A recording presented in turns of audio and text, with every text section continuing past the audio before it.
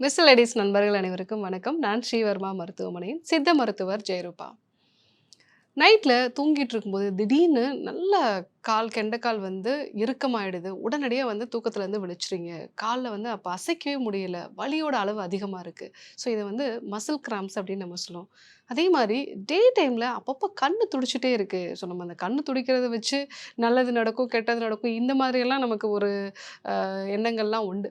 So அடிக்கடி கண்ணு துடிக்கிறது, இந்த மாதிரி விஷயங்கள் வந்து நம்ம வாழ்க்கையில நடக்கக்கூடிய நல்ல விஷயங்கள, இல்ல கெட்ட விஷயங்கள சொல்லுதோ இல்லையோ, நம்ம உடம்புக்குள்ள இருக்கக்கூடிய சத்து குறைபாடுகள வந்து இது சொல்லுது.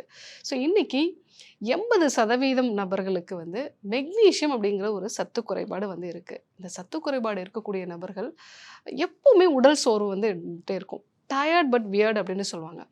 எப்பவுமே வந்து டயர்டா இருப்பாங்க. ஆனா, தூங்க சொன்னா அவங்களால தூங்கவே முடியாது. ஸோ டிஸ்டர்பாவே வந்து தூங்கிட்டு இருப்பாங்க. ஸோ தூக்கத்தில அடிக்கடி விழிக்கக்கூடிய ஒரு நிலை வந்து இருக்கும். திடீர்னு கால் பிடிச்சு இழுத்துக்கும். இடுப்பு வந்து ரொம்ப வந்து ஸ்டிஃப்பா இருக்கிற மாரி இருக்கும். கழுத்து ஸ்டிஃப்பா இருக்கிற மாதிரி இருக்கும். ஸோ எப்பவுமே ஏதாவது ஒரு வலி வந்து சொல்லிட்டே இருப்பாங்க. அதே சமயத்தில இரிட்டேட்டடாவும் வந்து இருப்பாங்க. சின்ன சின்ன விஷயத்துக்கெல்லாம் ரொம்ப வந்து இரிட்டேட் ஆகக்கூடிய நிலை. கால்கள ஆட்டிக்கிட்டே இருக்கக்கூடிய நிலை. அதாவது ரெஸ்ட்லெஸ் லெக் சிண்ட்ரோம் அப்படின்னு நம்ம சொல்லுவோம். ஸோ இந்த மாதிரியான பிரச்சனைகள் தொடர்ந்து இருந்துகிட்டே இருக்கும். முக்கியமா பார்த்தீங்க அப்படின்னா, அவங்களுக்கு மனப்பதட்டம் வந்து அதிகமா இருக்கும். ரொம்ப டிப்ரசிவா ஃபீல் பண்றேன் அப்படின்னு சொல்லுவாங்க. ரொம்ப லோன்லியா ஃபீல் பண்றேன் அப்படின்னு சொல்லுவாங்க. ஸோ மனப்பதட்டம் அதிகமாகி சில பேருக்கு படபடப்பு அதிகமாகி பிபி வந்து அதிகமாகும். ஸோ பிபிக்காக மாத்திரை சாப்பிட்டுட்டு இருப்பாங்க. ஆனா ரொம்ப வந்து லோவா வந்து ஃபீல் பண்ணுவாங்க. இது ரொம்ப சிம்பிளா இந்த மெக்னீசியம் சத்து குறைபாடுனால கூட வந்து உருவாகலாம். ஏன்னா சமீப நாட்களா நெறைய பேருக்கு இந்த சத்து குறைபாட வந்து பார்க்குறோம். இந்த ஒரு சத்து குறைபாட சரி பண்றதன் மூலமாகவே நான் சொல்ல இந்த எல்லா பிரச்சனையுமே வந்து அவங்களுக்கு சரியாயிடுது. முக்கியமா இந்த தசைகள்ல உண்டாகக்கூடிய வலி. அதுக்காக நெறைய மாத்திரைகள் வந்து பெயின் கில்லர்ஸ்லாம் வந்து எடுத்துப்பாங்க. இந்த மெக்னீசியம் சத்து இருக்கக்கூடிய உணவுப் பொருட்கள் குடுத்த பிறகு அவங்களுக்கு ஆட்டோமேட்டிக்கா அந்த பெயின் எல்லாமே நல்லா குறைய ஆரம்பிச்சுடுது. அது மட்டும் இல்லாம மன அழுத்தம். நெறைய பேர் இன்னைக்கு மன அழுத்தத்தோட வரும்பொழுது, டாக்டர் நான் வந்து பிரீத்திங் எக்சர்சைஸ் பண்றேன், யோகா பண்றேன், எல்லாமே பண்றேன். ஆனாலும் எனக்கு வந்து இந்த விஷயம் எல்லாம் வந்து குறையவே இல்ல. ஸ்ட்ரெஸ்ஸு குறையவே இல்ல. முக்கியமா பார்த்தீங்கன்னா, நைட்ல நல்ல தூக்கமே இல்ல. காலையிலேருந்து சாயங்காலம் வரைக்கும் நான் எல்லா வேலையும் பார்க்குறேன். டயர்டா தான் வந்து இருக்கேன். ஆனாலும் எனக்கு நைட்ல நல்ல தூக்கம் வந்து இல்ல. ஸோ இந்த மாதிரி நிலைகள்ல அவங்களுடைய மெக்னீசியத்த வந்து நம்ம செக் பண்ணி பார்த்தோம்னா, ரொம்ப கம்மியா இருக்கக்கூடிய நிலை இருக்கு. எதனால இந்த மெக்னீசியம் சத்து குறைபாடு வந்து உண்டாகுது? ஒரு 100 வருஷத்துக்கு முன்னாடி நம்ம மண்ணுல இருந்த வளம் வந்து இன்னைக்கு இல்ல. இன்னைக்கு நம்ம சாப்பிடக்கூடிய காய்கறிகள்ல அந்த மெக்னீசியம் சத்து நமக்கு வந்து கிடைக்கல. அதனால தான் இன்னைக்கு நெறைய பேருக்கு இந்த மெக்னீசியம் சத்து குறைபாடு வந்திருக்கு. 2வது நம்ம இப்ப சமீப நாட்களா நெறைய பேரு வைட்டமின் டி மாத்திரைகள் வந்து எடுத்துக்கிறாங்க. ஸோ வைட்டமின் டி வந்து குறைபாடு வந்து அவங்களுக்கு சன்லைட்ல எக்ஸ்போஷர் ஆகாததுனால வந்து வருது. ஸோ வைட்டமின் டி மருந்து எடுத்துக்கும்போது, அது வந்து மெக்னீசியத்தோட சேர்ந்து தான் நம்ம உடம்புல வந்து செயல்படும். உங்களுக்கு கொஞ்சம் தான் மெக்னீசியம் இருக்கு அப்படின்னா, அது மொத்தமா வந்து அது எடுத்துரும். அதனால வைட்டமின் டி மாத்திரைகள வந்து அதிகமா சாப்பிடுறாங்க. அதே சமயத்தில மெக்னீசியமும் வந்து கரெக்ட்டா எடுத்துக்கல அப்படின்னா, உங்களுக்கு இந்த பிரச்சனைகள் எல்லாம் வந்து வரலாம். 3வதாக காஃபி, டீ அதிகமா வந்து எடுத்துக்கிறது. இப்ப எல்லாருக்குமே ஒரு பழக்கம் வந்திருக்கு. சாப்பிட்ட பிறகு ஒரு காஃபி குடிக்கிறது. 11:00 காஃபி குடிச்சா தான் அடுத்து வொர்க் பண்ண முடியும். 4 மணிக்கு எனக்கு ஒரு காஃபியோ, டீயோ குடிச்சா தான் என்னால வொர்க் பண்ண முடியும். ஸோ இப்படி நம்ம எடுத்துக்கும் பொழுது, இந்த டீல இருக்கக்கூடிய டானின், அதேமாரி காஃபில இருக்கக்கூடிய கெஃபைன் இது வந்து நீங்க சாப்பிடக்கூடிய உணவுப் பொருட்கள்லேருந்து மெக்னீசியம் அப்சர்வ் பண்றத வந்து இது குறைக்குது. ஸோ அதனால தான் நெறைய பேருக்கு மெக்னீசியம் சத்து குறைபாடு வந்து வருது. ஸோ அதனால அதிகமா டீ, காஃபி வந்து குடிக்கிறவங்களுக்கும் இந்த பிரச்சனை வரும். 4வதாக அதிகப்படியான மன அழுத்தம்.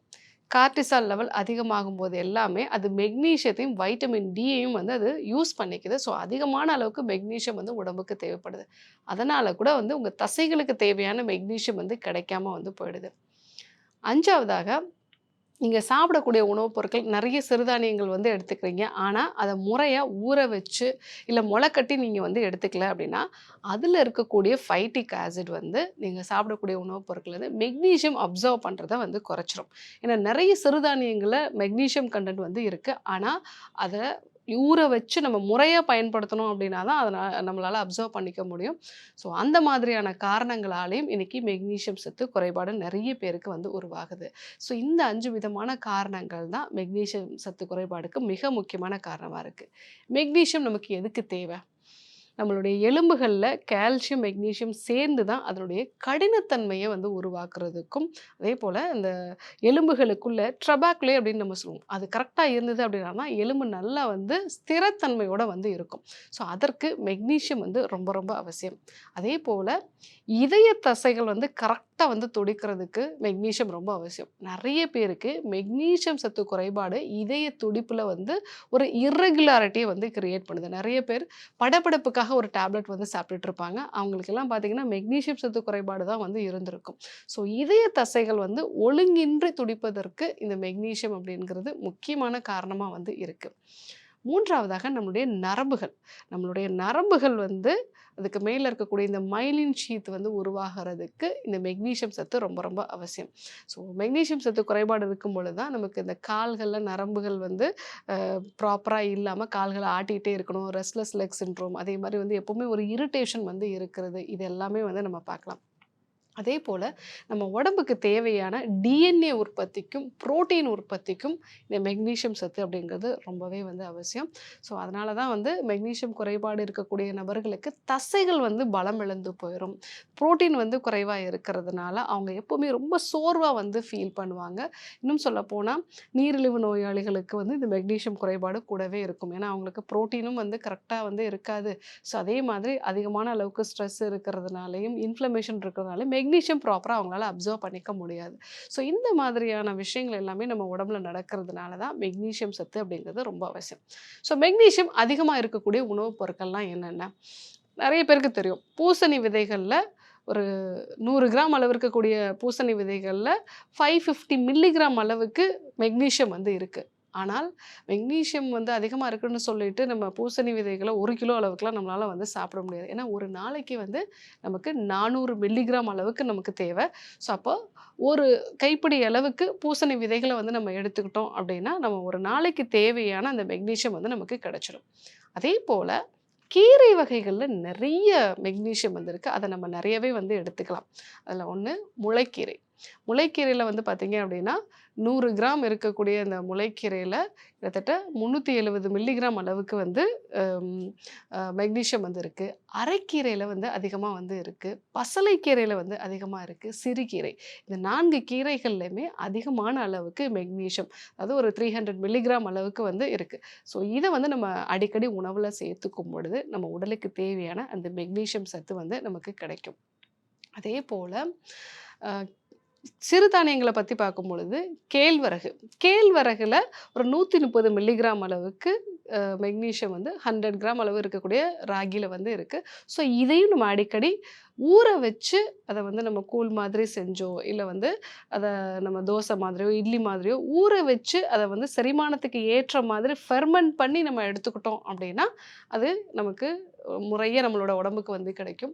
அதேபோல கருப்பு உளுந்து. கருப்பு உளுந்துலயும் 150 மில்லிகிராம் அளவுக்கு வந்து 100 கிராம் அளவு இருக்கக்கூடிய கருப்பு உளுந்துல வந்து இருக்கு. அதேபோல கடலைப்பருப்புல வந்து அதிகமா இருக்கு.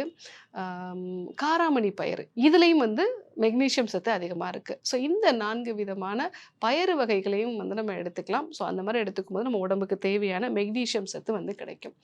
நட்ஸ் வகைகள வந்து பார்க்கும் பொழுது, எள்ளுல அதிகமான அளவுக்கு மெக்னீசியம் வந்து இருக்கு. ஒரு 370 மில்லிகிராம் அளவு ஒரு 100 கிராம் அளவு இருக்கக்கூடிய எள்ளுல 370 மில்லிகிராம் வந்து மெக்னீசியம் சத்து வந்து இருக்கு. அதேபோல சன்ஃப்ளவர் சீட்ஸ் வந்து நம்ம எடுத்துக்கலாம். வால்நட்ஸ் வந்து எடுத்துக்கலாம். இதுல எல்லாமே மெக்னீசியம் சத்து வந்து அதிகமா இருக்கு. ஸோ டார்க் சாக்லேட்லயும் மெக்னீசியம் சத்து அதிகமா இருக்கு. வாழைப்பழத்திலயும் மெக்னீசியம் சத்து வந்து இருக்கு. இதெல்லாம் அடிக்கடி நம்ம உணவுல வந்து நம்ம சேர்த்துக்கும்போது, நம்ம உடலுக்கு தேவையான அந்த மெக்னீசியம் வந்து கிடைக்கும். ஆனால் மெக்னீசியம் உணவுகள் நான் எடுத்துக்கிறேன். ஆனாலும் எனக்கு இந்த டயர்ட்னஸ்லாம் குறையல அப்படின்னு சொன்னா, நீங்க காஃபி அதிகமா குடிக்கிறீங்களா அப்படிங்கிறத பாருங்க.